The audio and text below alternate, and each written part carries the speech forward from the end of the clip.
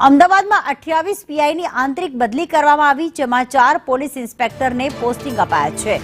Ramol પીઆઈને control રૂમમાં મુકાયા, જ્યારે બાપુનગરના પીઆઈની પણ બદલી કરવામાં આવી। 28 પીઆઈની આંતરિક બદલી કરવામાં આવી છે, જેમાં ખાસ કરીને 4 પીઆઈને પોસ્ટિંગ આપવામાં આવ્યા છે। જિગ્નેશ અમારી સાથે જોડાઈ ગયા છે। જિગ્નેશ, અચાનક આ બદલી કરવામાં આવી છે કે નિયમના ભાગરૂપે બદલી કરાઈ છે?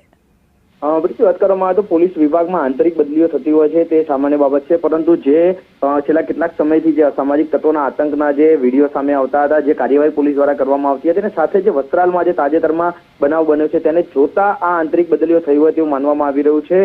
ન માત્ર રામોલ પરંતુ તેની સાથે બાપુનગરમાં પણ થોડા સમય પહેલા જે પોલીસને તલવાર વડે ડરાવતા હોવાનો અસામાજિક તત્વોનો વિડીયો વાયરલ થયો હતો, એટલે કે તે પીઆઈની પણ બદલી થઈ છે। તે જોતા લાગી રહ્યું છે કે કોઈના કોઈ રીતે વિવાદમાં આવેલા જે પોલીસ અધિકારીઓ છે તેમની આ બદલી કરવામાં આવી છે। સાથે જે ખાલી પડેલા પોલીસ સ્ટેશન હતા તથા જે હેવી પોલીસ સ્ટેશન છે કે જ્યાં સેકન્ડ પીઆઈની જરૂર હતી ત્યાં તેમની નિમણૂક કરવામાં આવી છે। તો બીજી તરફ અન્ય જે સાયબર ક્રાઇમમાં પીઆઈઓની જે ઘટ હતી તે પૂર્તિ કરવા માટે 5 થી 6 જેટલા પીઆઈઓ છે તે સાયબર ક્રાઇમમાં ફાળવવામાં આવે છે। એટલે કે તમામ રીતે જે અમદાવાદ શહેરમાં જ્યાં પોલીસની ખાલી જગ્યાઓ હતી અથવા તો જ્યાં અધિકારીઓની જરૂર હતી તમામ જગ્યાએ બદલી કરવામાં આવી છે અને વિવાદમાં આવેલા અધિકારીઓને પણ હાસ્યામાં ધકેલા હોય તેવું માની શકાય છે।